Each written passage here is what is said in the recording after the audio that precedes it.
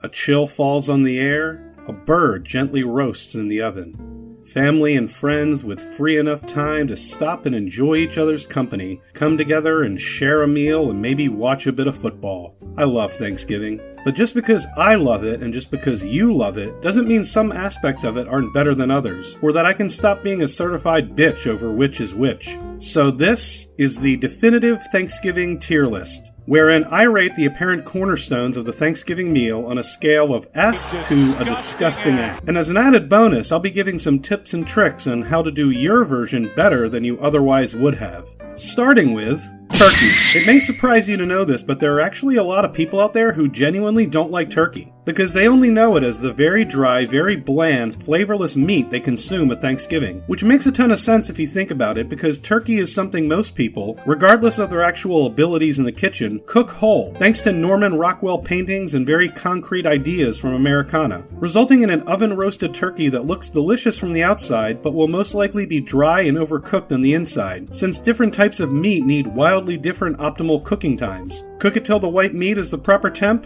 the dark meat is overcooked. Cook it till the dark meat is the right temp, the white meat might just kill your entire family. Now look, I grew up surrounded by farms that raise big, beautiful turkeys that you buy fresh and were treated with care. But not everyone has access to that. Most of you are getting turkeys from a grocery store that are frozen and waterlogged, and every ounce of meat is soaking wet. So if I can give you one piece of advice for handling your bird, just dry brine it. It's easy and doesn't require a ton of work. Just take out your thawed turkey the day before you cook it, lay it on a sheet tray and wire rack, pat it down until it is as dry as you can get it, yes, inside and out, and just fucking go to town on it with salt and any herbs that you want to use. Make sure you coat this bad boy inside and out and throw it back in the fridge, uncovered, for 24 hours. The salt will not only penetrate and season the meat, but it, along with the dry air, will draw out the flavorless water content in the turkey, which will actually make the meat juicier, more unctuous, and more flavorful. As for turkey itself, it can be great, in fact, it can be magical, but as crucial as it is to Thanksgiving, it only makes it into the A tier.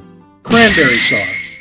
Yeah, I never messed with cranberry sauce, while Mrs. Raiden and many other people can't have Thanksgiving without it. But going off what she says, there is absolutely nothing wrong with using the stuff in the can, and don't let anyone tell you any different. It is perfect just the way it is, and according to her, a can stand, it goes in the B tier.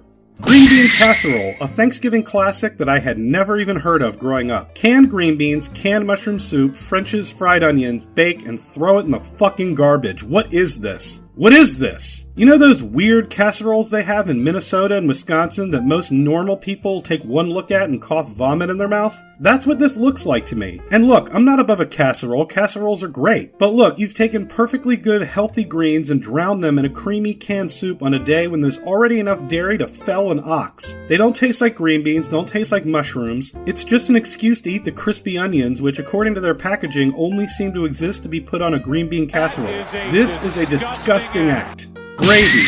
Food is an integral part of culture and history, and when people use the phrase Western civilization, what they are actually referring to is gravy, a viscous emulsification of fat and starch that goes everywhere, enveloping everything in its path. It is who we are and what we do, and it is a fickle mistress. Too thin and it's soupy, too thick and it's gross. If it's unseasoned, it ruins everything it touches. Too seasoned and it ruins everything it touches. But serving its role correctly, it is the unsung hero of the holiday and an easy S tier.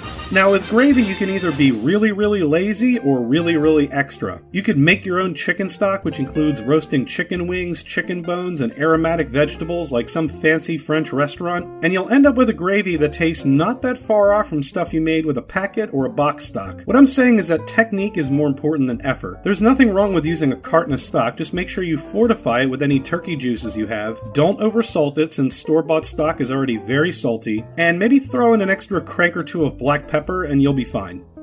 Corn. No. I'm fixing my plate and I'm passing right by the corn. A meal is about balance. You've got your meat, your starch, your other starch. This would be a good spot to balance things out with some vegetables, but corn contains too much sweetness and is usually accompanied by butter and cream, which is already in abundance in this meal. D tier. Sweet potato casserole. What the fuck is this, you ugly bitch? This is one of those dishes that genuinely embarrasses me as an American. Sweet potatoes are naturally sweet. Naturally sweet! So why in the name of Saquon Barkley would you take that and plop down brown sugar, marshmallows, or sometimes both? Then later you chase it with a slice of sweet potato pie that is less sweet than the sweet potatoes you had with your meal. Someone explain this to me. Sweet potatoes are beautiful just the way they are, so do them justice and fix this war crime of a dish. Take some sweet potatoes, dice them up, toss them in a bowl with some olive oil, lemon juice, lemon zest, and a good amount of salt and pepper. Roast them in the oven until they're crispy on the outside and soft in the middle. You'll be adding tartness and pepperiness to counteract the natural sweetness and create contrast and complexity instead of just sweet on sweet. As for this gross abomination on Thanksgiving, a disgusting act.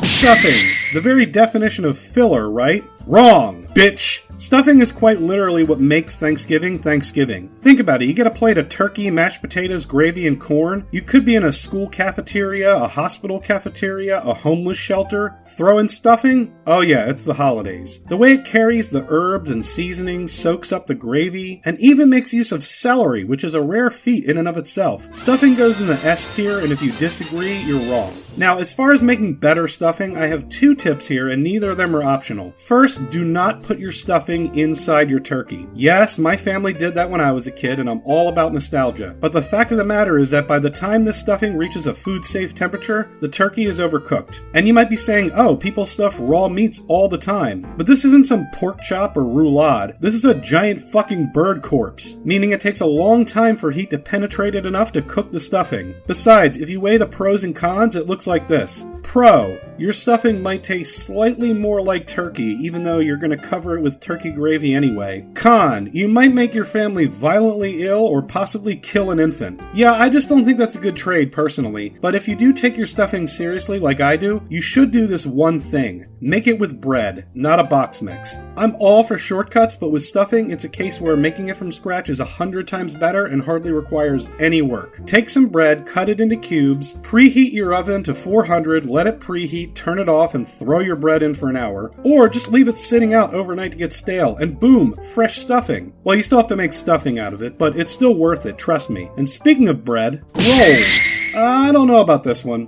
364 days out of the year, I'm a total bread whore. But why here? Why now? You've got this gorgeous meal and limited stomach space. Space that will only fill up quicker the more bread you consume. I never understood the need for rolls here. D tier. Brussels sprouts. As a kid, Brussels sprouts were these disgusting, tiny cabbages that smelled like a marathon runner farted in my mouth. Turns out that was because my mom was a shit cook who just boiled them. Then maybe 10 or so years ago, Brussels sprouts became the fashionable vegetable once people discovered you could roast them and top them with bacon and balsamic vinegar to mask the taste. So they became overrated, but I contend that since they're all different sizes, even if you roast them, they come out anywhere from overcooked and charred to a crisp to underdone and still raw in the middle. Not worth the trouble.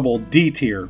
Roasted vegetables that aren't Brussels sprouts. Now we're talking. Roasted carrots, roasted parsnips, roasted string beans. These are the welcome break from starch and fat that we all need. Just a nice bit of contrast from the rest of your plate that not only cut through the richness, but the guilt of gorging yourself on carbs and fat. It fills its role nicely, but it can't go beyond the C tier. One thing you can do is add a bit more oomph to your veggies. Try adding some flavor components that might not be present elsewhere on the plate. Roasted carrots and parsnips with a touch of spicy citrus honey. Just saute some honey with some lemon peel and red pepper flake and then pour it over your veg. Or a bit of nuttiness with the classic green bean almondine. Take it to the next level. Apple pie. D tier. The problem with apple pie is that it will always be outshined by its superior and much easier to make cousin, the apple crisp. Cut up a bunch of apples, toss them in some lemon juice, brown sugar, cinnamon, and melted butter. Add to a baking dish and top with a mix of oats, flour, more brown sugar, more cinnamon, and more melted butter, and bake. Easy to make, you don't have to worry about meticulously folding and chilling a pie dough, and it's just plain better. Also, cherry pie is better than apple, don't at me. Mac and cheese. The single most controversial hot-button dish at Thanksgiving everywhere. Or at least to me. Yeah, apparently I grew up in the only household in America that did not have macaroni and cheese at Thanksgiving. Seriously, at this point I have asked hundreds of people and gotten the same response, which is that my parents basically abused me.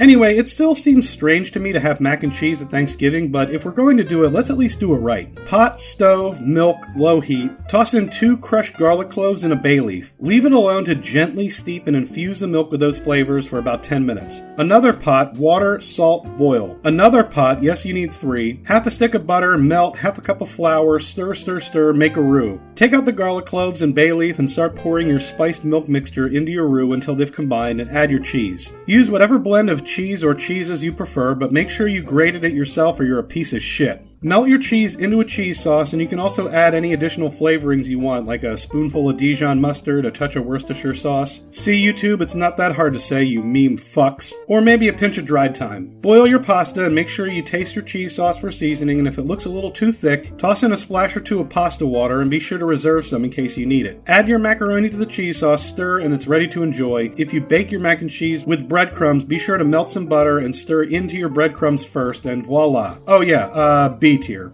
Mashed potatoes. You ever notice how mashed potatoes kinda suck? Most people treat them like they are the most forgiving food. Like you don't have to put a ton of effort into them and can just dump a bunch of butter and salt and it'll be fine. But the end result is that it is a mashed potato that doesn't taste like potato. So let's try and fix that with my number one tip. Bake your potatoes. Fork fuck them a bunch of times and chuck them in the oven at 400 degrees for about an hour or so. Then use them to make your mash. The advantage here is that baking them allows the moisture to steam off through the holes you made, leaving you with a drier potato that can soak up more milk and butter while retaining its potato essence. For a bonus tip, season your milk. Just like with the mac and cheese, you can steep some garlic in there or whatever you want. Melt your butter in there so it all evenly disperses throughout your mash. Anyway, Thanksgiving isn't Thanksgiving without mash, but even great mash can't climb higher than the C tier. Pumpkin pie. Pumpkin pie is such a strange entity to me, because it seems like something that would divide a lot of people, yet most everyone enjoys it. Almost no one loves it, but almost no one hates it. And yet for some reason we've all decided that we're only going to enjoy it for one day a year, and then forget about it for the other 364. Why aren't we having more pumpkin pie? As for Thanksgiving, it is the perfect dessert. Light, not too sweet, but densely packed with the flavors of fall. The perfect remedy for when it's about 5 o'clock and you've recovered enough from the meal to want something sweet, but not put yourself under. Good shit, A tier. And damn man, just talking about Thanksgiving has made me sleepy. Be kind to your loved ones, enjoy your holiday, and make sure to like and subscribe. Later.